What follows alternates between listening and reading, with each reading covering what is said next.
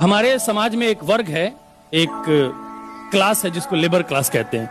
ये छोटे लोग नहीं हैं, ये वो बड़े लोग हैं जिनसे बड़े लोग और बड़े बनते हैं। मैंने हर रिश्ते के लिए पढ़ा है, आज मैं मजदूर भाइयों के लिए पढ़ता हूं।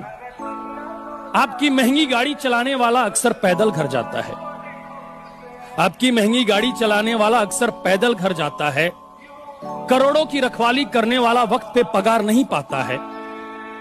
कभी कभी एक वक्त भूखा रहता है जो आपके लिए आधे घंटे में पिज्जा पहुंचाता है, और बारिश में छत टपकती है उसके घर की जो आपके लिए बड़ी बड़ी बिल्डिंगें बनाता है।